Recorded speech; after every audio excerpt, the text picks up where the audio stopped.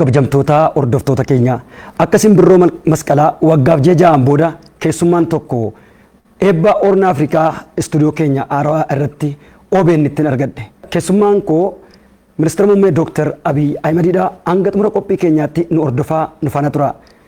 Kabajamoo Ministeera Muummee Dr. Abiy Ahmed baga nagaadhaan gara istuudiyoo keenyaatti nu dhuftanii isiniin jedha. Baga nagaan nu heddan baga gammaddan. Ulfaadhaa. Egaan guyyaa irraa kana isin faana gaafiif deebii gochuuf wanni na dirqisiise dhimmoota uummataaf ifa ta'uu qabantu jiru. Gaafiin kiyya kan jalqabaa dhiyeenya kana bakka tokko keessumattuu miidiyaa hawaasaa irratti bal'inaan namoonni kan odeessan Dr. Abiy Ahmed Oromoo miti kan jedhutu deema. Dr. Abiy Ahmed dhugumaan Oromoo miti. Aadaa Oromoo keessatti Oromoon orma barsiifatee moggaafatee Oromoo godha. Malee qaccee ofii nama ofii Oromoon godhu.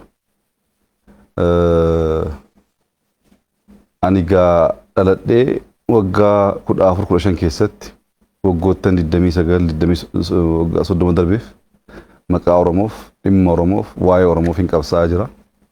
Amman dhufee muummicha ministeeraa ta'etti guyyaa tokko mamii komii akkasii dhaga'ee hin beeku. OBN jalqabarraan jira Oromoo waan ta'eef isin gaggeesseera isin leenjiseera Oromummaan koo gaaffii ta'ee ka'ee hin beeku. Amma eeganii muummicha ministeeraa ta'e asitti namoonni yaada guguddaa burqisiisuu hin dandeenye namoonni siyaasa adeemee injifannoo fiduu danda'u kallattiidhaan bocuu hin dandeenye odol akkasii kaasanii akka dubbatan nan dhaga'a. Haa ta'u malee dhaloonni koo dachii Oromiyaa keessa abbaa fi koo Oromoodha. Oromoo duwwaa osoo hin taane qonnaan bultoota baadiyyaa keessatti dhaladhee guddadhe. Bashaashaa jechuun egaa gandas miti. Biyya nan dhaladheetti guddadhe televezyiiniin hin jiru, ibsaan hin jiru, daandiin hin jiru. Oromoo masa qulqulluuti jechuudha. Haa ta'u malee Oromummaan dhiigaan duwwaan mirkanaa'u, gochaan mirkanaa'u. Ani Oromummaa koo gaabbii an Oromoof qabu of kennee qabsaa'ee jaalawwan koo wajjin injifannoo fidee eenyummaa ofii dhugoomsee hin jira. Kana akka haaraatti kaasuudhaaf baay'ee rakkadhu. Haa ta'u malee eega dubbiin akkasii kun ka'ee baay'ee na dhibeetu jaarsa tokko naannoo keenya biyya keenyaa kan dhufan argadheen dhiyeenyatti dubbiseen ture. Maaliif akkas ta'a namni keenya waan ba'ee waan ol ka'e tokko cabsuu irratti xiyyeeffata. Ijaaruun barbaadu waa'ee Oromummaaf amma kana dhamaanee qabsoofne akkamitti gaaffii godhaa kan jedhu kaaseen ture. Maaliif abbaan koo akka carraa ta'ee Oromummaa duwwaa osoo hin taane jecha guutuu lama Amaariffaan dubbachuu hin danda'an. Akkam oolte fayyaa keedha jechuu Amaariffaa hin danda'an. Armeen kiyya lamaan dubbatu. Abbaan kiyya garuu Amaariffa cirumaa hin danda'an waan isaan beeku. Kanaan itti arrafamaa guddanne. Gaaffiin akkasii uummanni na beeku, uummanni na guddisee akka hin qabaanne nan beeka. Haa ta'u iyyuu malee garuu aadaa gadhee waan ta'eef deebii deebisuu barbaada. Jaarsa kana gaafadhu waan dinqii naa kaasan. Kuni koo waan haaraa mitiin biyya keenyatti keessattuu uummata keenya keessatti akka haaraatti dagaagaa dhufeeraa naan jedhan. Maali jennaan biyya keenyatti namni tokko ka'ee suuqii xiqqoo tokko kiyooskii wayii banannaan namichi kun halkanii waraabessa irra gulufaa oola sassaabduu qaba qarshii namaa sassaaba mana warra beektotaa deemaa qalaa oola jedhanii maqaa baasuu fi namni xiqqoo waan fooyyee hojjeteennaan waan gaarii hojjeteennaan hojjetee dadhabee fide jechuurra halkan gulufee waraabessa irra ba'ee sassaabee akkaataa kanaan qabeenya horate jechaa guddanne waan ol ba'e hin jaallannu waan bareedee waan ol ba'e gaafa agarru keenya gochuu caalaa dhiibnee kan Oromaa goona isatu guddatee sirratti qaqqabe hanga amma nama nu keessaa ba'e muummicha ministeeraa ta'e waan hin qabaanneef as geenyetu waan si agarreef akkas goonee naan jedhan. Baay'een dinqisiise yaada isaanii jaallee biraa wajjin gaafa kaasnu inni immoo dhugaa isaaniiti garuu waan tokkotu badeedhe. muummicha ministeeraa gaafa taatu akkas ka'e malee Oromiyaa irrattis dubbiin akkasiitu jira. Gaafa kumaa dammaqsaan dhufu Oromoo miti. Gaafa Muktaar dhufu Oromoo miti. Gaafa Abbaadullaa dhufu Oromoo miti jechuun haaraa miti. Nama ol ba'ee gaggeessummaa irratti xiyyeeffatee hojjetu gargaartee akka hojiinsaa fiixaan ba'ee firii buusu caala cabsuutu baay'ata kan jedhu naa kaase. Wanta akkasii kun Oromummaa eenyumtu naa kennu narraa fudhachuu hin danda'u. Oromummaa koo bareen qabsoon uummata Oromoo gurmaa'ee tokkoomee injifannoo akka fiduuf warra qabsaa'an keessaa isa tokko. Tooftaan qabsoon uummata Oromoo fiixa ba'uu karaa kam kan jedhu warra boca keessaas tokko ana. Har'a ga'ee namoonni ani leenjise, namoonni ani qopheesse, namoonni tooftaa kanaan moona akkaataa kanaan moona jedhee karaatti agarsiise Oromummaa koo gaaffii keessa galchuu hin danda'an. Oromummaan koos hundaa ol kan na boonsu, hundaa ol kan na gammachiisu, Oromummaa keessaa duudhaa Oromoo keessaas isa gaarii isa bareedaa baasee uummata kaaniif mul'isuu kan itti fayyadamu itti gargaaramu alatti baay'ee kan natti dhaga'amu kan na gaddisiisus miti. Uummanni Oromoo gaaffii akkasii akka hin qabaanne nan beeka. Aadaa keenya keessas akka hin jirre nan beeka. Haa ta'u iyyuu malee eega dhiwaasitti gaafa waan guddaa uumtee uummata sassaabuu rakkattu kan ofii dhiibdee orma goota. Dhiibdee orma godhuu miti duudhaan Oromoo. Orma barsiifattee harma hoosistee Oromoo gochuudha. Kanaaf inni kan koo dhiigaanis seenaanis wanta akkasii kaasuuf baay'ee nama rakkisa. Dhiigaanis yoo ta'e seenaan qabsoo keessatti dabarses akkaataa kanaan kaasuuf xiqqoo nama rakkisa waan ta'eef kuni jettee bu'aan buusne kan uummata Oromoos hin fayyadne waan ta'eef ani hojii koodhaan Oromummaa koo agarsiisee jira. OBN irraa kaasee bakka hin deemee hundatti waan bu'uura ta'u waan Oromoo ol kaasuu mul'isuu danda'u hojjedheera. Akka biyyaattis kana gochuun barbaada. Kaayyoo kana alatti hin qabu. Namaanis ati sabni kee kana sabni kee sana jechuun barbaadu. Isa natti hima miti. Eenyummaa ofii kan beeku isa. Ani kana jedhee dhufee jennaan waan jedhe sana immoo dhugaadhaan hojiitti agarsiisuu danda'ee jennaan nama hammadhee hojii hojjechuudhaaf baay'ee rakkoo hin qabu. Kan koo baay'ee gaaffii hin qabu. Isin immoo warra miidiyaati. Kanaan dura akka carraa ta'e abbaa koos dubbistaniittu biyyi koo fagoo miti deemtanii ollaa koo maatii koo uummata na guddise gaafachuu dandeessu. Oromummaa namni naa kennus narraa fudhachuus hin danda'u jechuun barbaada. Tole Dooktar, mee sabboonummaan isiniif maali? Dubbiin kun keessattuu yeroo gabaabaa asitti haala qabsoo uummata keenyaa joonjessaa jiru, balleessaa jiru keessaas hangafaati. Sabboonummaan gaafa hojiin sii kennamu, dirqamni sii kennamu, harka kee qulqulluu goote, hattummaa tokko malee keessoo kee qulqulluu goote uummata kee falkanii guyyaa gaafa joortudha. Uummanni kun siyaasni isaa jijjiiramuu qaba. Dinagdeen isaa jijjiiramuu qaba. Haalli jireenya isaa jijjiiramuu qaba. Kana keessatti gaafa aangoo qabatte hojii qabatamaa hojjettee jiruuf jireenya uummata kee fooyyessuu keessatti wanta mul'atu tokko dubbachuu bakka hin dandeenyetti gaafa kaatu sabboonaa jettee ofii maqaa haaraa baasuun baay'ee nu fayyadu. Nu fayyadus nu barbaachisa. Sabboonummaan hojiidha. Uummanni Oromoo saba bal'aa, saba guddaa, saba duudhaa addaa qabu, sirna gadaa uumee namoota sabaaf sablammii baay'ee barsiisuu hammachuu kan danda'u akka saba xiqqootti warri xiqqoo xiqqeessanii jiraachisanii jiru. Sun diigamuu qaba jennee qabsoofnee jirra, diigamee jira. Kana booddees Oromoo irratti deebi'uu hin danda'u kun. Inni jalqabaati kun. Kun garuu kan dhumaa miti. Ammas Oromoon godoo keessa jiraata. Ammas Oromoon caammaa malee miilaan deema. Ammas Oromoon waan barbaade filatee nyaachuu bira hin geenye. Dinagdeedhaan jijjiiramuu qaba. Hojjechuu qabna. Hojiidhaan Oromoo jiruuf jireenya isaa fooyyessinee nagaa argatee oolee buluu akka danda'u amma qaqqabsiisnutti akkasuma alaalumatti feesbuukii irratti sabboonaa jechaa dubbachuun nuun ta'u. Qabsoo hin jalqabne malee hin xumurre. Hojii baay'eetu nurraa eegama. Naannoon keenya misoomuu hin danda'a. Nama hojjetu dhabe. Hattuutu baay'ate. Kan sobutu baay'ate. Kan ofiif qabsaa'utu baay'ate. Kana keessaa baanee uummata keenyaaf ijoollee amma hojjennutti sabboonummaa feesbuukiin nuun fayyadu. Sabboonummaan Oromoo fayyadu hojiidha. Qonnaan bulaa keenya jiruuf jireenya isaa fooyyessu, qonna hammayyeessu. Barattoota keenya barumsa dhugaa baratanii, dadhabanii, irriba dhabanii saayintistoota haaraa akka ta'an gochuu. Daldaltoonni keenya kan isaan irraa eegamu qulqullina hojjetanii gibira mootummaa kaffalanii abbaa qabeenyaa guguddaa uumuu danda'u. Hundaa ol Oromoo baratee hojii dhabee rakkatu kan hojii qabsiisnee jiruu isaa irratti waan qabatamaa fiduu amma dandeenyutti. Oromummaa dagaagsinee addunyaatti amma mul'isnutti akkasumaan jechaan sabboonummaan fagoon hin geessu. Wanti guddaa garuu isa sabboonaas isa sabboonaan taanes isa Oromoos isa Oromoon taanes seenaan calalee adda baasa. Oromoon waan hin jirre barbaachuu keessa rakkachuu hin qabu. Kanaaf jecha tokkoon sii kaasuu barbaada. Barattoonni lama hiriyoodha. Hiriyoota lama ta'anii barumsa barachaa oolaniitu xiqqoo qe'ee keessa turu. Namoonni kaan barsiistonnis barattoonnis ba'anii deemu. Yeroo gara bakkeetti ba'anii hoolota sadii argatu.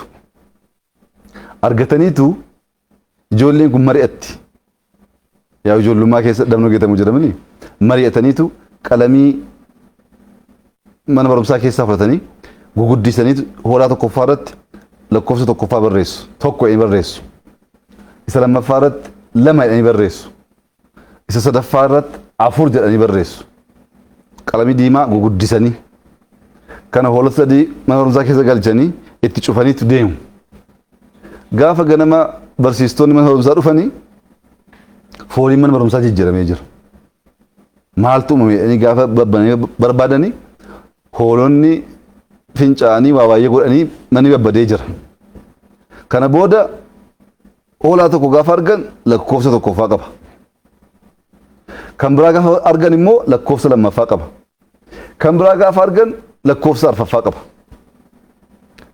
Barsiistonni kan arganii isa manni xuraa'ee ajaa'isan dagataniitu hoolaan sadaffaa badee jiraadhan. Hoolaan sadaffaa badee jiraadhanii barbaachuutti galan. Argachuu dadhabanii sana booddee barattoonni dhufan. Barattoonni gaafa dhufanii barattoota wajjin qe'ee mana barumsaa sana guutuu sakatta'aa barbaadaa oolan. Hoolaan sadaffaa badee jira, kudha tokkoffaan jira, lammaffaan jira, arfaffaan jira, sadaffaatu badeedhanii. Ijoolleen barreeffama sana barreessan jiru, lamaan dhufanii jiru. Woo dubbatanii adabamuuf deemu. Akka nama hin beekne warra hin beekne wajjin guyyaa guutuu barbaachaa oolan.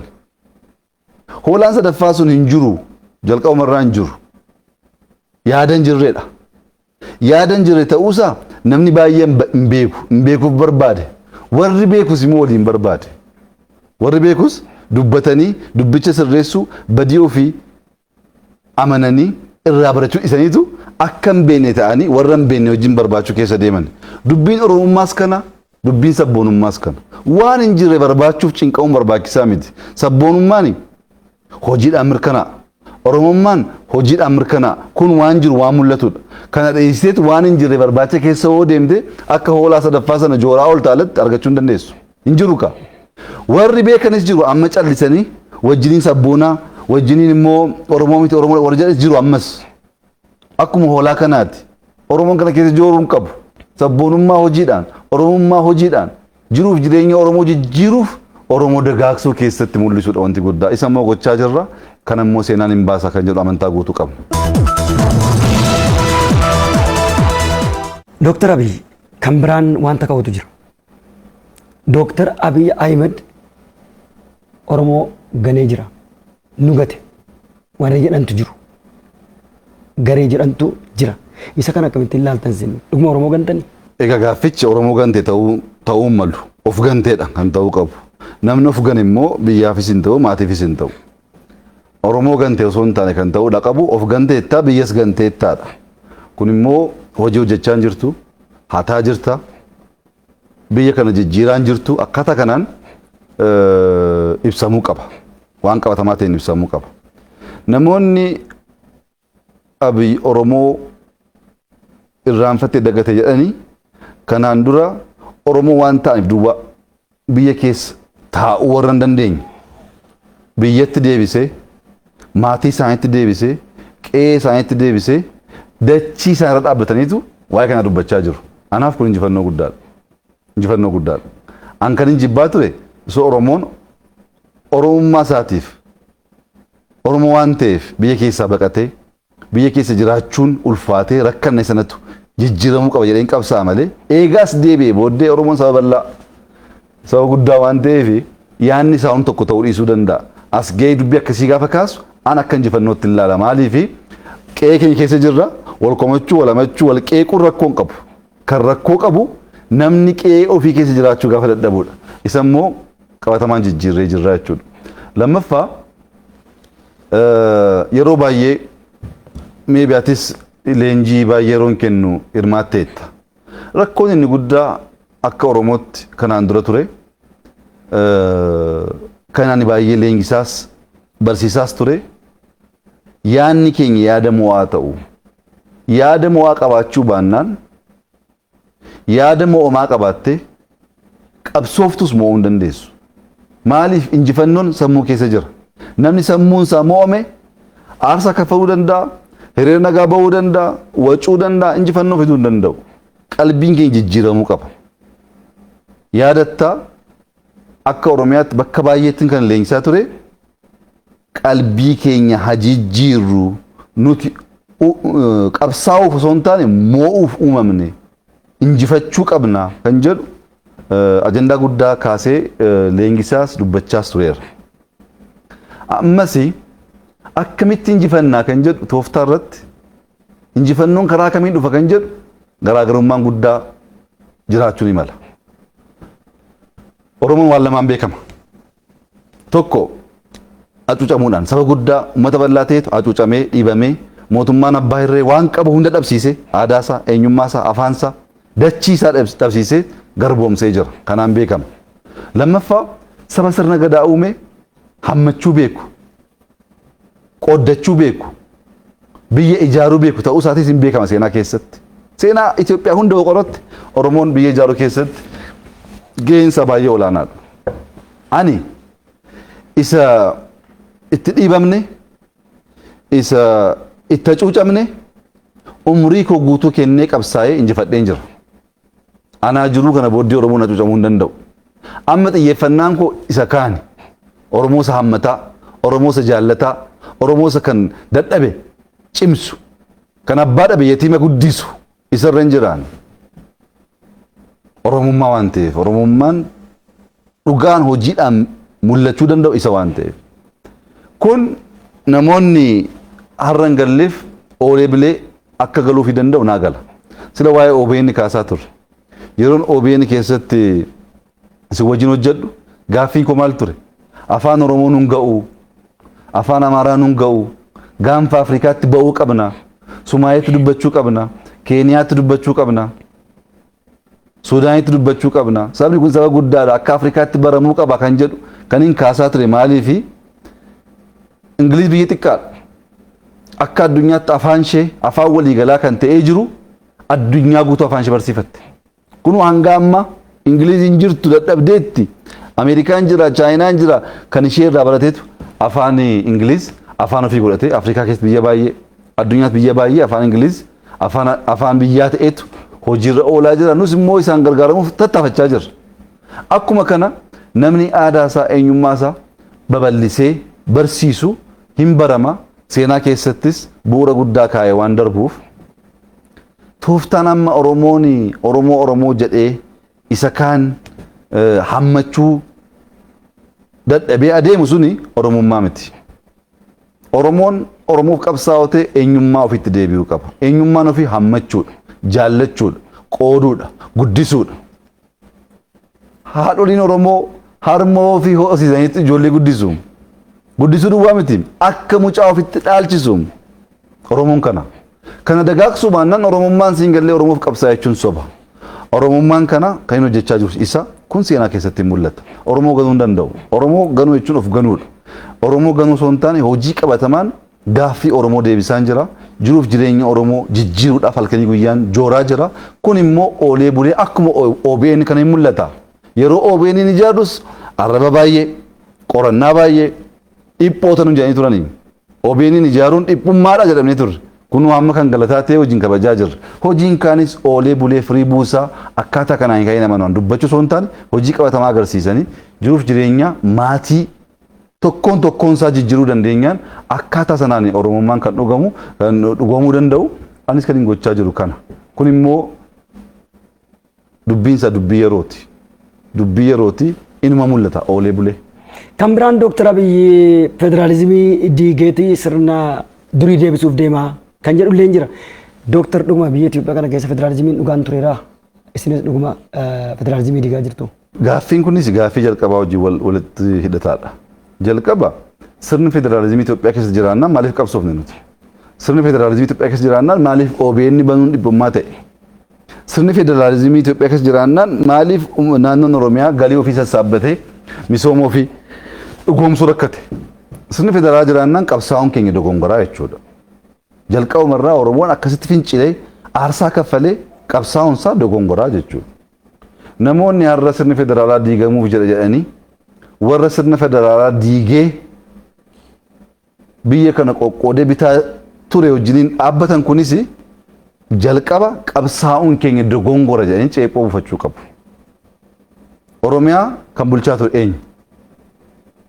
Isa fagoo dhiisii dhiyeenyuma eega jijjiirama jalqabne hoogganaa keenya filachuu hin dandeenyu, filannee qoratamnee jirra. Hoogganaa naannoo Oromiyaa dhaabni keenya dhaadhiyoon filatee kana hoogganaan koo jedheetu dhiyeessuu hin dandeenye maddawaayii hin qorata. Soba sirni federaalizimii hin turre. Osoo jiraate qabsoon barbaachisaa hin turre. Sirni federaalizimii maqaatu ture amma isa dhugaa fidaa jirra. Fakkeenya naannoo Sidaamaa fudhannu. Naannoo Sidaamaa naannoo ta'een bula jedhee qabsaa'ee fincilee ijoollee meeqaaf meeqatu dhume. Waggaa meeqa qabsaa'anii. Sirni sun gaaffiin kun gaafa ka'u hin rukutaa, hin hidhaa, hin ajjeesaa, ukkaamsee tambisa. Har'oo Oromoon hin dhaggeeffata, carraa kennaa karaa dimokiraatawaa ta'een uummanni sun mirga ofii fedhiisaa mirkaneessee jira. Federaalizimii jechuun kana. Yeroo dhufnu naannoo 9 amma naannoo 10 ta'ee jira. Ittuu cimaa jira moo diigamaa jira? Kun tokko. Lammaffaa federaalizimiin dhugoomuu kan danda'u heera mootummaa irratti. Heerri mootummaa hanqina kamiyyuu qabaatu malee heera mootummaadha. Hanqina isaa sirna isaatiin jijjiirta. Amma sirraa'utti immoo isaan gargaaramtee hojjetta. Bakka barbaaddutti heera mootummaa kaasa, bakka hin barbaannetti heera mootummaa irra darbaan ta'u. Inna sirni federaalizimii cimaa jira. OBN piroojeektii shaggar deemee ilaaluu danda'a. Sabaaf sablammii yeroo jalqabaatiif maqaa isaanii akka baduu haqamuu hin dandeenyetti keenyee buna keenya dhaabnee meeshaa garaagaraa kan aadaa keenya ibsu nyaata keenya ibsu akka hin banne akka irratti bifa addaatiin hojjechiisnee shaggar gubbaa dhaabnee jira deemanii ilaaluudha. Amma sirni federaalizimii cimaa jira.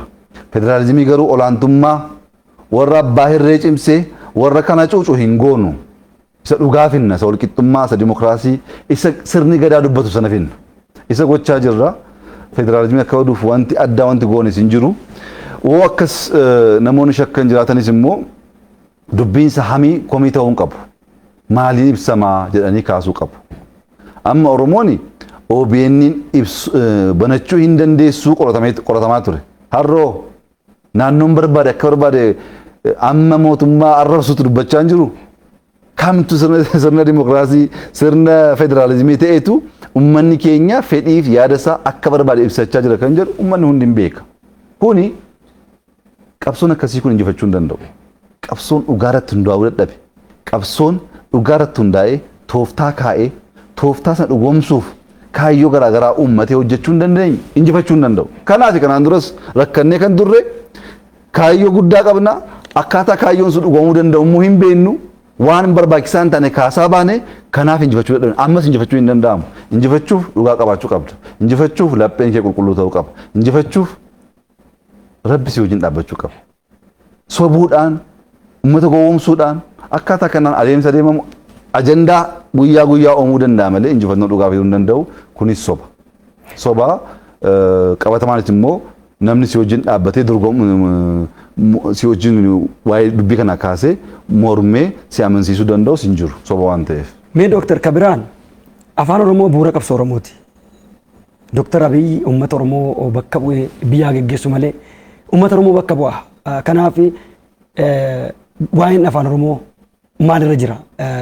Gama biraatiin immoo warri Oromoonis hin fayyadamne warra jedhantu jiru. Mee kan akkamittiin na ibsitu?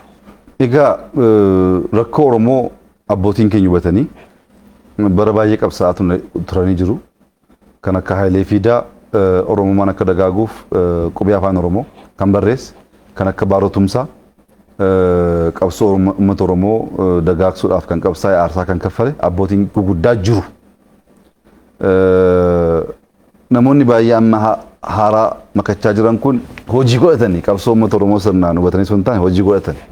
Fakkeenyaaf afaan Oromoo afaan federaalaa ta'uu qaba kan jedhu barreeffamaan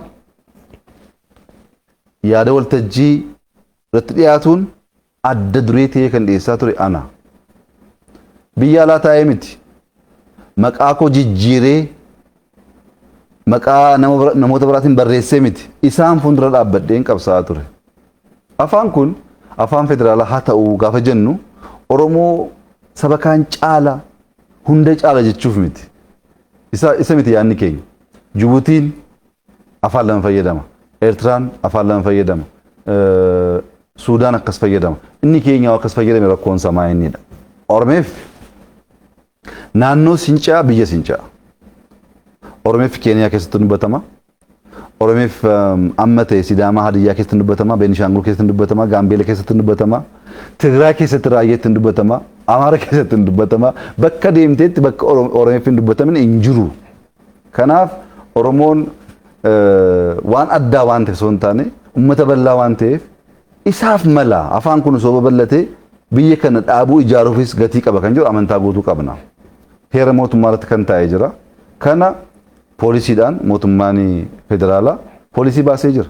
Afaan Oromoo afaan federaalaa ta'uusaa poolisii baasnee jira. Poolisii baasuu namoonni akka injifannoo xiqqaatti ilaalanii hojiin yoom jalqabamee akkaataa akkamiin akka dhumu warra hin beeknedha. Poolisii baasuu duwwaa miti kaabineen sagalee guutuudhaan murteessee mirkaneessee sagalee guutuu mirkaneessuu dhiisitii gaaffiin kun gaafa ga'u uleen nurratti bu'aa ture kanaan dura warra hin beeknetu waa'ee seenaa kana kaasa. Ani maalan beekaa hojii koo hunda keessatti waan guguddaa yaada xiqqaarraan jalqabaa suuta isa guddaa mirkaneessuudhaaf adeema. OBN akkasitti uumame. Gaafa OBN uumamu kaameraan qabnu anteenaan qabnu. Akka xiqqootti daqiiqaa 30 sa'a tokko jenna jalqabne amma kunoo ofirraa dabarree warra kaan hammannee kan warra kaanis dabarsutti gallee jirra. Afaan Oromoo poolisiidhaan mirkanaa'u isa duwwaa garuu miti. Isa duwwaa miti. Maalaan guyyaa guyyaadhaan hojiin hojjedhu Amaariffaa fi Oromeeffaan dabarsaan jiru. Muummichi ministeeraa Oromeeffaa fi Amaariffaan barsiisuun aadaa haaraa barsiisuu miti. Wanta akkasii baramee jira Itoophiyaa keessatti. Aadaa barsiisaa jirra. Afaan kana lamaaniin ergaa dabarfachuun namni kaan Oromeeffaan ergaan darbuu akka qabuus akka danda'amus akka amanu gochaa jirra. Isa duwwaa miti. Sagantaa kee har'aa irratti suma har'aa irratti namoonni naannoo garaagaraa dhufan hooggantoonni kabajamoo obbo galatoomaan jenne afaan Oromoo dagaagaan jiru kun ta'ee beeka dhageenyee beennaa kan dhageenyeen beennu kanaan dura kan ture keessummaa waamneetu naannoo biraarraa keessummaa jecha afaan keenya dhiisnee afaan jaraan dubbanna. Amma keessummaa waamnee afaan keenyaan dubbanna afaan jaraatiinis dubbanna jarris afaan keenya shaakalu. Kanatti ta'aa jira. Gaaffii kana waggaa 10 booddee na gaafadhu. Gaaffii kana waggaa 20 booddee na gaafadhu. Yeroo OBN'n uumamu namoonni baay'ee hin cabaa eessayyuu ga'u dhaabaa dhibboon jedhanii jiru. Har'a garuu nu gargaaraa jechaa jiru. Kan poolisii kanas akkasuma. Wanta akkasii kuni abjuu duwwaadhaan miti hojii barbaada. Hojii guyyaa barbaada. Aadaa jijjiiruu barbaada. Sirna jijjiiruu barbaada. Kana keessatti kan dhugoomuu danda'u. Kanaaf sirna barumsaa keessatti hojii guddaa hojjechaa jirra. Hojii guyyaa keessatti odeeffannoon afaan kanaan akka darbu gochaa jirra. Namoonni kan afaan kanaan gargaaramuun seenaa uummata Oromoo baruun kabaja ta'uusaa akka baran gochaa jirra. Kun oolee bulee bu'aa akkamii fida kan jedhu walumaan laalla. Injiraanna waan ta'eef rakkoo hin qabu. Gaaffii afaan Oromoo kaasneerraa seeraanis deebisaa jirra. Hojii guyyaatiinis mul'isaa jirra. Oolee bulee hin mul'ata naannoleen baay'ee afaan Oromootiin barsiisuuf qophaa'aa jiru. Ajajnee miti. Dhiibbaarratti qaqqabsiisnee miti. Oromoo wajjin waliin jiraachuuf aadaa isaa eenyummaa isaa baruun barbaachisaa waan ta'eef. Kanaaf dubbiin akkasii kun guyyaa tokkoon waan mirkanaa'uu danda'u miti. Gamoo kana ijaaruu barbaaddeetu guyyaa tokkoon kaa'uu hin dandeessu yeroo barbaada. Yaada gurguddaa akkasiis guyyaa tokkoon dhugoomsuu hin danda'amu. Afaan Oromoo afaan federaalaa haa ta'u gaaffii kaasuun biyya yakka ture keessatti poolisiidhaan dhugoomsuun injifannoo guddaadha. Inni kaanis immoo hojjetamaa jira, mul'achaas jira. Qabatamaanis immoo wanta ta'u hundi keenya boriftaan arginu waan ta'eef baay'ee nama yaaddeessu karaa gaarii irra jira. Adeemsaas baay'ee nama gammachiisa. Bu'uura qabatee, seera qabatee hojii guyyaa guyyaa mul'achaa jira. Inuma ta'a kana dhaabuu kan danda'us jira yaadu gama kootiin. Jijjiiramni kun gufateera warra jedhantu jiru. Darbee darbee bakka tokko tokkotti jijjiiramni gufate warra jedhan. Akka nama jijjiirama kana hoogganaa jirutti isin kanarratti warra kanaan maal jettu? Jijjiiramichi eessatti beeku?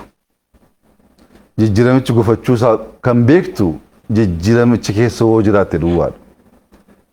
Tokkoffaa uummanni bal'aa Oromoo sabni kun akka hubatu kan hin barbaadu.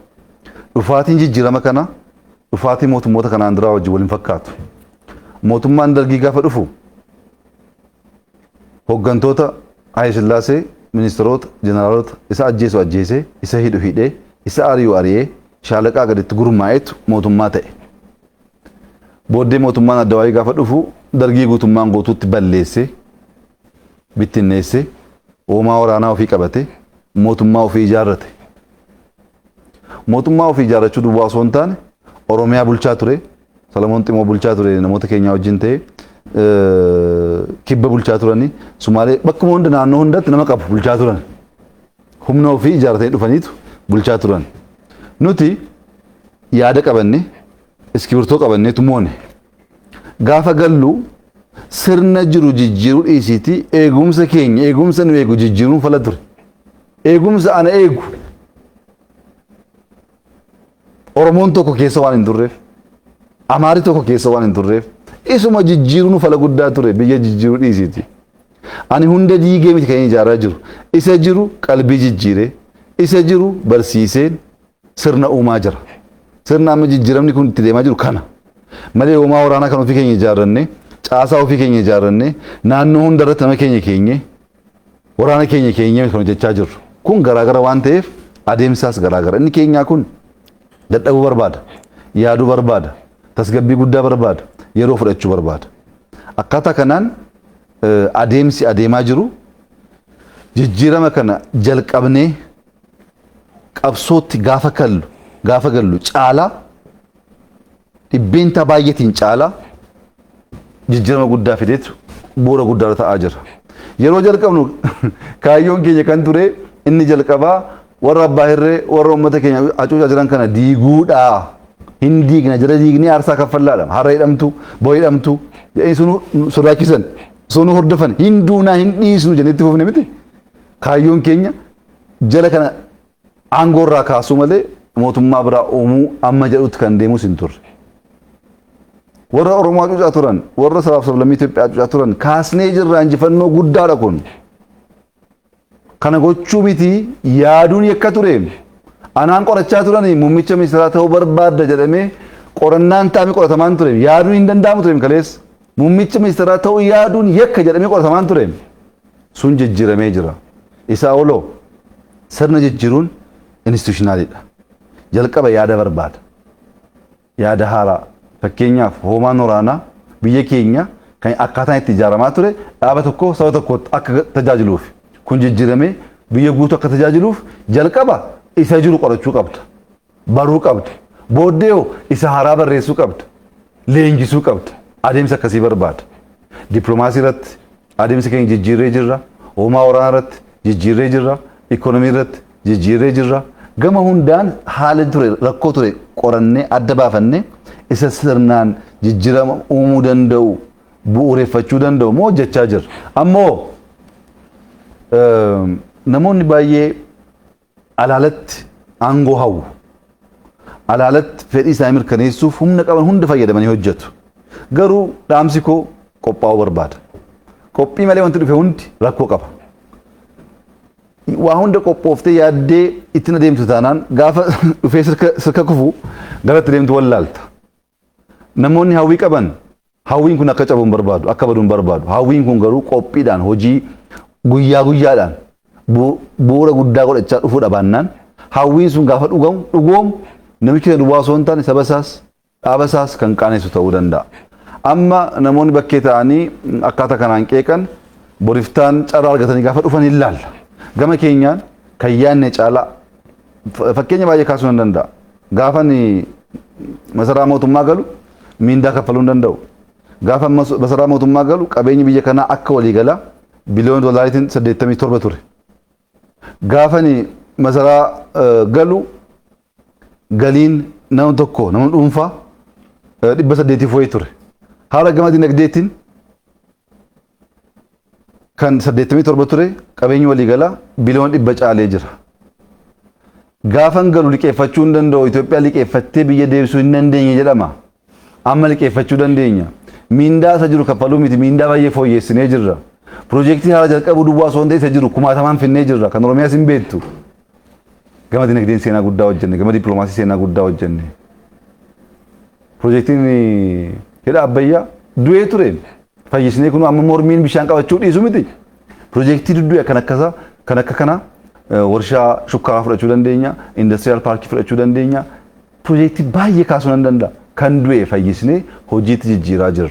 Jijjiiramni kun biyya kana hambisee jira. Jijjiiramni kun akka jarri hin jiru taanaan biyyi kun hin diigama jedhanii dubbatan sana akka hin taane dhugoomsee jira. Biyyi kun hin diigamu. Biyyi kun kan isa qabee jiru waan mul'atu duwwaa miti. Kan hin mul'annes jira, sammuunis jira, aadaan jira, duudhaaleen garaagaraa jiru. Akka jarri yaadan sana gaafa barbaadan tokko kan ta'u gaafa jarri hin barbaanne immoo kan diigamu akka hin taane qabatamaan agarsiisnee jirra. Bu'uura qabatee bifa addaatiin deemaa jira. Kan immoo addunyaa guutuutu mirkaneessaa jira. Addunyaa guutuutu dubbata. Fakkeenya fudhaa Itoophiyaa irraa akka jiraatu jijjiirama fidaa kan jedhu addunyaa guutuutu dubbata. Inni keenya maaf rakkataa? Isa gaa oollee bullee seenaa keessatti ilaaluudha. Itti fayyadama miidiyaa hawaasaa duudhaa Oromootiin wal qabsiistanii keessumattuu bakka tokko tokkotti maqaan balleessiin daangaa darbe yeroo barraa'u hin argina. Dooktar Abiyyi Ahmed akkuma arganitti barreessuutu jira. Kana duudhaa saba Oromoo qabu waliin wal qabsiistanii akkamitti ilaaltu? Isinis yeroo baay'ee deebiin yeroo kennamu sin argamu dhugaa ta'ee soba ta'ee wanti irratti dubbatamu hin jiru. Isin isa kana akkamitti ilaaltu? Kun gaaffii baay'ee gaaffii murteessaadha. Kanaaf garuu deebii si kennu duratti xiqqoo duubatti deebisuun barbaada.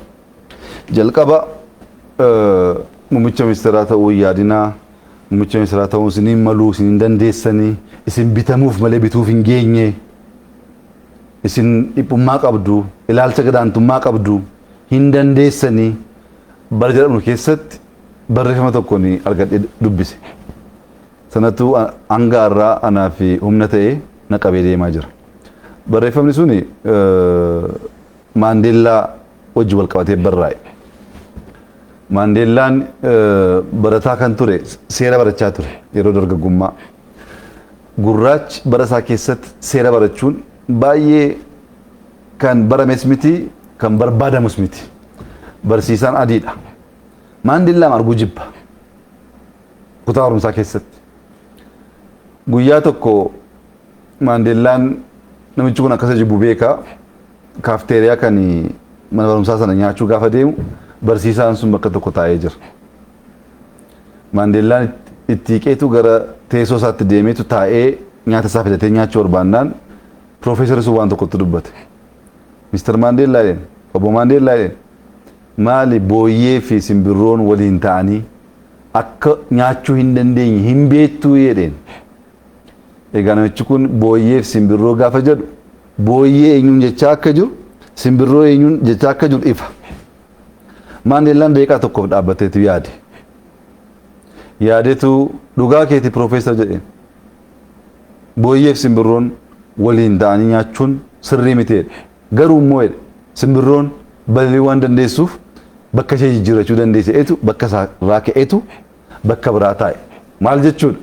Atillee anaan booyyee naan jechaa jirta booyyeen siyaan simbirroodhaa jedhee deemee jechuudha. Namichi kun baay'ee aare. Baay'eetti dhaga'ame. Yeroo biraa haaloo kana ba'achuudhaaf yeroo fudhateetu itti yaadee guyyaa tokko kutaa keessatti barattoonni hundi bakka jiranitti Mister Maandeellaa gaaffii tokkoon si gaafadhaa jedheen. Nagaafadhaa Profeesar jedhee deebiseef Maandeellaan dargaggoo yoos. Maal jedhee gaafataa karaa irratti qarshii kuntaala tokko yookaan immoo qarshii kuntaala tokkoof beekumsa kuntaala tokko wal bukkee taa'anii soo argatte isa beekumsaa fudhattamoo isa qarshii fudhattaa jedheen.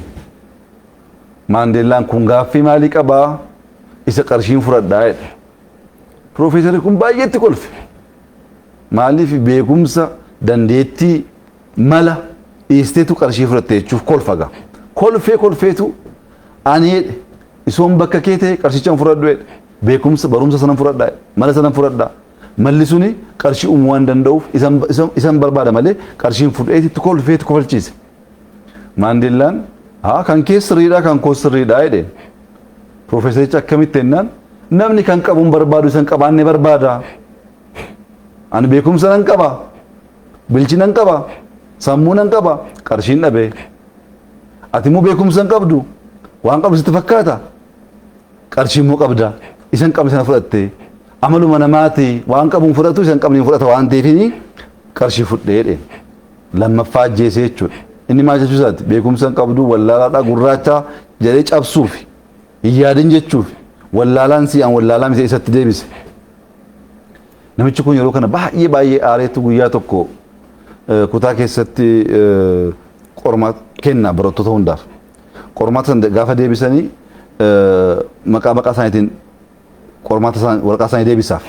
Gaafa deebisuu kan Maandeellaa irratti idiyeet jedhee barreessa doofaa wallaalaa jedhee barreesseetu itti kenna. Maandeellaan taa'ee ilaaleetu baay'ee gubate. Yaadeetu Profeesar jedhe waraqaa koo irratti maqaa keessan barreessitaniitu qabxii koo mukaa diddanii jedhe. Namichi maraate inni arrabsuuf doofaa idiyee jedhee barreesse maqaa kee ta'e inni immoo yeroo sadii ajjeese. Maandeellaan ilaalcha kanaan hidhamee garafamee dhiibamee yaanni kun isa keessatti waan biqileef caalee moo'ee seenaa hojjetee jira. Ani muummicha ministeeraa ta'uu hin dandeessu. Ati bitamuuf malee bituuf hin qophoofne. Ati xiqqoodha. Ati hin beektu gaafa naan jedhan kun arrara kana hunda jecha kana hunda abbaatti deebiseen karaa koon deemaa ture. Kanatu asiin naga'e. Harroo sagalee baay'ee dhaga'ama olii gadi. Inni kee hundi mirqaanuma barreessaa oola. Kana hunda deebisaa oolan hojii hojjechuu hin danda'u. Ani seenaa hojjechaa jira. Seenaa hojjechaa jira naannoo keenya keessatti fakkeenyaaf waggoottan tokko darbe keessatti piroojeektii 4,000 waggaa 10 ol dhaabbate. Piroojeektii xixiqqaa amma guddaatti raawwannee eebbisaa jirra. 4,000 ol mana barumsaa ta'uu danda'a. Hospitaala xixiqqaa ta'uu danda'a. Gamoo garaagaraa ta'uu danda'a.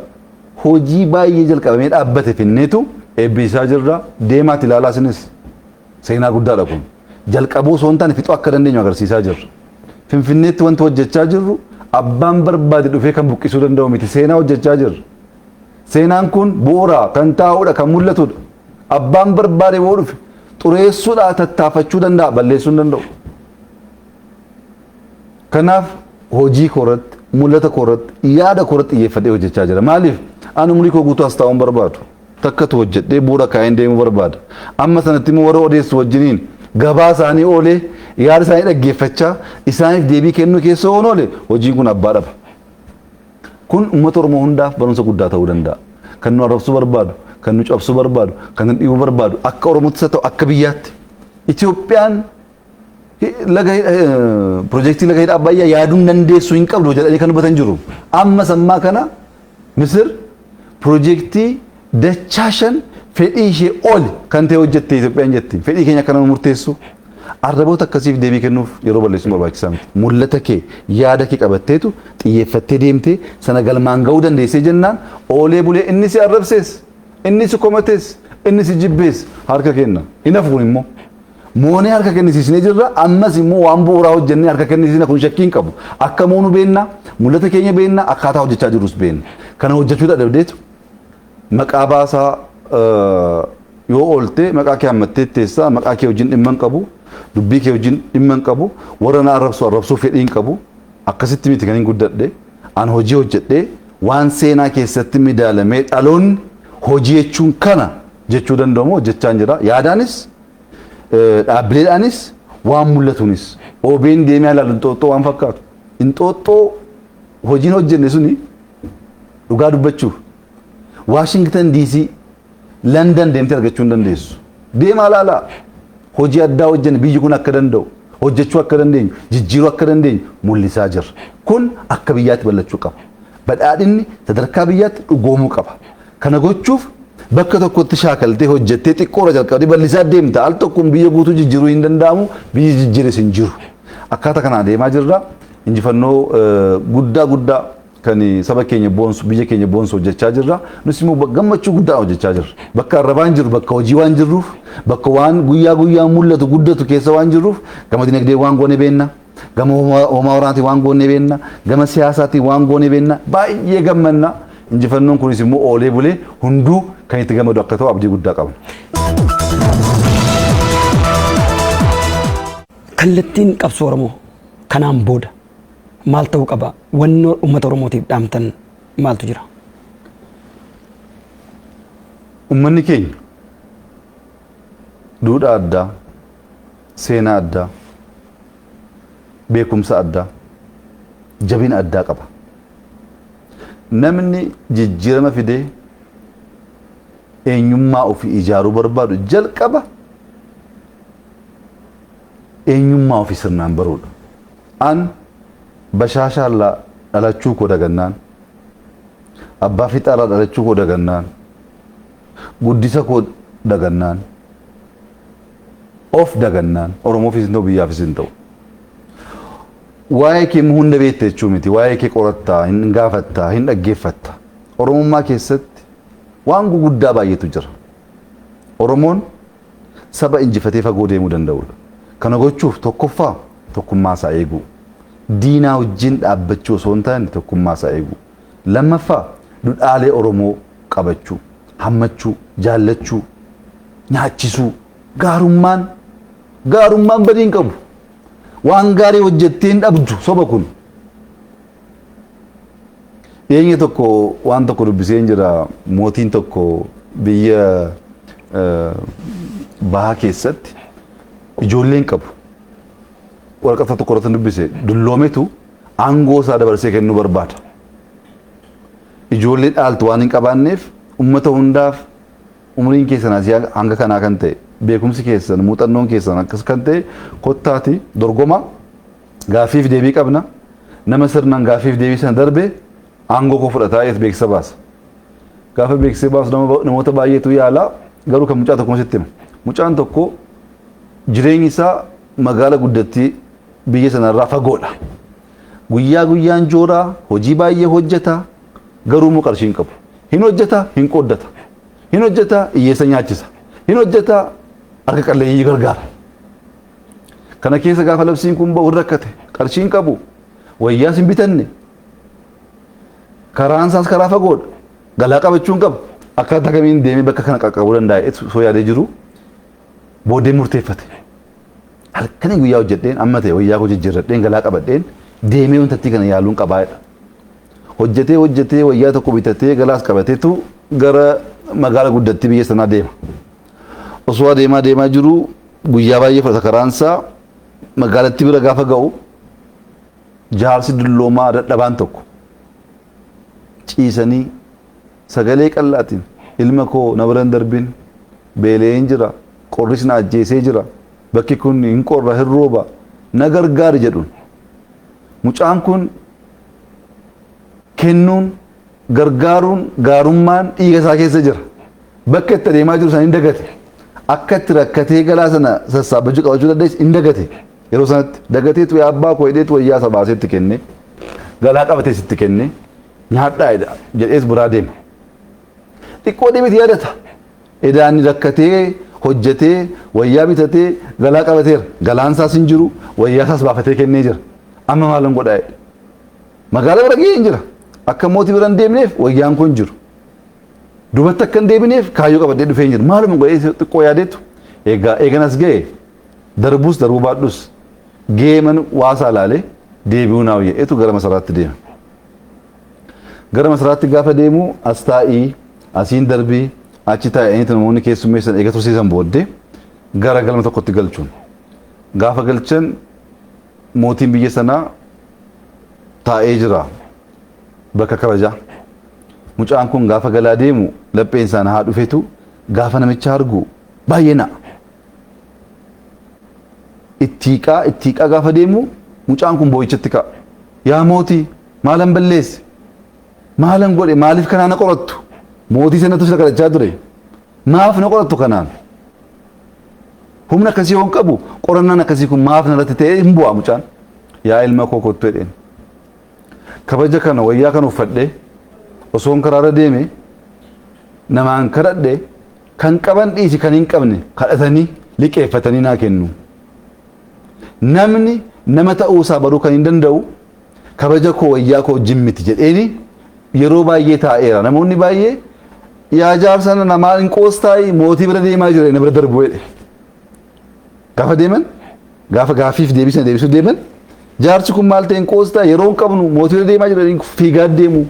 Si duwwaatu dhaabbateetu waan qabdu naa qooddee nama akkasii laphee akkasiin barbaada waan ta'eef har'aa kaastee mootiin biyya kanaas jedhe. Mucaan kun gaarummaa kana qormaata san darbuuf guyyaa sana yaadee itti malee itti akeekkatee miti kan godhe dhiiga isaa keessa jira eenyummaa isaa keessa jira awwalumarraa kaasee mucaan kun gaarii ture qooduu kan beeku ture.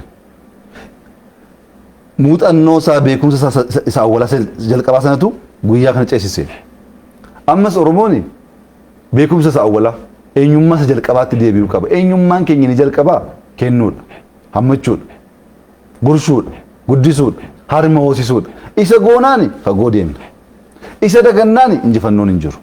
Oromoon Oromummaa isaatti deebi'ee, aadaa isaatti deebi'ee, eenyummaa isaatti deebi'ee jennaan na amani Oromoon kana booddee hin cabu. Oromummaa dagachuun garuu baay'ee rakkisaa. Oromummaa jechuun qooddachuu jechuudha, hammachuu jechuudha, kennuu jechuudha. Achi keessattoo orma Oromoo gochuu jechuudha. Inni ammaa Oromoodhaan Ormeedha. Oromoodhaan Oromoo jechuudhaan fagoo deemuu dandeenyu. Oromoo gochuudhaan fagoo deemuu dandeenyu. Jaallachuudhaan hammachuudhaan fagoo deemuu dandeenyu. Oromummaa keenyatti deebinee hojii keenya hojjen injifannoo fiduu dandeenya kan jedhu amantaa guddaan qaba. Kan biraa Oromoon hacuucamuu argee jira. Garaafamuu argee jira. Arrafamuu, xiqqeeffamuu, gadi dhiibamuu argee jira. Nu xiqqeessaa ba'aniim, nu arrabsaa ba'aniim, nu jibbaa ba'aniim, nu tuffachaa nu gowwomsaa ba'aniim. Waan gadhee sana kaleessa nurratti raawwachaa ture saba biraa irratti raawwachuuf adeemuun sirrii miti. Nurratti waa baay'eetu ta'e namni koo Oromummaadhaan miila ofii dhabee jira, kan maraatee jira, kan harmeen ilma ishee dhabdee jirti. Kan hidhamee waan meeqa dararamee jira. Biyyaa badee kan bade kan rakkoo meeqaaf meeqa keessa baay'eetu jira. Isa akkasii rakkoo akkasii saba biraa irratti gochuuf adeemuun barbaachisaa miti. Kun waaqa Oromoon aman wajjinis wal dhibsiisa. Oromummaa isa awwalaa isa jalqabaa irras fagoo nu maqsa waan ta'eef Oromummaa irraas maquu hin qabnu waaqaanis adda ba'uu hin qabnu kan injifannoo nu kennu Rabbi. Waan qabsoof isin duwwaa miti nuti sikiitoodhaan galle moomaa waraanaa hin qabnu. Rabbiin nu gargaare dagachuu hin qabnu kana. Rabbiin immoo kan nu gargaare haqaan tajaajiluuf malee hatuufis miti, sobuufis miti, kan biraa dhiibuufis miti. Hin dhiibnu, hin hannu, hammannee hunda qabannee sirna dimokiraasii uummanni keenya jalqabarraa uume sana Itoophiyaa keessa dagaagsuu hin danda'amu. Dimokiraasiin Itoophiyaaf hin barbaachisa, walqixxummaan hin barbaachisa, bilisummaan hin barbaachisa. Kun Oromoof miti hundaaf barbaachisa. Yoo ollaan nagaa buluu baate akkamitti nagaan bultaati? Ollaa nagaa bulchuun baay'ee murteessaadha. Ollaa wajjin nagaan bulla akkaataa kanaan deemnaan sabni kun qabsoon isa fagoo deemuu danda'a. Biyyi kun fagoo deemuu danda'a. Qabeenya baay'ee qabna, dandeettii baay'ee qabna. Tokkummaan keenya eegamee wal jaallannee wal gargaarree adeemuu dandeenye jennaan fagoo deemuu dandeenya. Inaaffaan jiraatee honnaano inaaffaan nama nyaata. Inaaffaan kaansariidha. Inaaftee jennaan hattee jennaan sobdee jennaan guyyaa tokkoof gowwoomsuu dandeessa. Fagoo gowwoomsuu hin dandeessu. Inaaffaaf keessaa baasu. Maaliif aangoo kan namaa kennu Rabbi. Waan hundaa inaaftee hin dandeessu wal gargaarteetu injifannoo kan horii goota. OBN Abbaadulaa qofaa isaa hin dhaabne, Abiyyi qofaa isaa hin dhaabne, Abarraa Haayiluu qofaa isaa hin dhaabne, Warqoo Gaachanaa qofaa isaa hin dhaabne. Namoonni baay'ee jiru. Waliin ijaaranii asiin ga'an. Oromiyaanis akkasi biyyis akkasi waliin dhaabbachuun baay'ee murteessaadha. Inni ammaa kun xiqqoo karaarra maqaa waan jiruuf adeemsa akkasii keessaa Oromoon bahuu qaba. Oromummaa isa jalqabaatti deebi'uu qaba. Isa godhee jennaan injifannoon keenya fagoo deema. bu'aa guddaa siin buusna dhaloonni egerees immoo waan guddaa nurraa barata saba cabsu saba dhiibsoo hin taane saba hammatu saba jaallatu saba namaaf qooddachuudhaaf qophii guddaa qabu ta'uusaa agarsiisuu danda'a kan jedhu amantaa akkasiin qaba kana goonee jennaan fagoo adeemuu dandeenya kan nu baasus immoo kana. Egaan Dr. Abiy Ahmed as istuudiyoo keenyatti turtii yeroo dheeraa yeroo keessan qaalii irraa nuuf qoddanii nu waliin taasistaniif maqaa uummata Oromootii fi OBN guddaan sin galateeffadhaa uraa bulaa deebanaan isin jedha. Uraa bulaa galatoomaa jabaadhaa isinis mul'inni keessan guddaadhaa fagoo adeemuudhaaf hojii guddaatu isinirraa eegama. Egaa jabaadhaati OBN kana Afrikaa guutuu kan addunyaa guutuu godha. Oromummaaf aadaa Oromoo akka addunyaatti akka Afrikaatti dagaagsuu keessatti gahee keessan taphadhaa jechuun barbaada ulfaadhaa. Ulfaadhaa. Egaan kabajamtoota daawwattoota keenya turtii yeroo dheeraa Dr. Abiy Ahmed faana taasifnee kanumaan xumurreetii jirra qophiin OBN kan biraan itti fufuu turtii gaarii.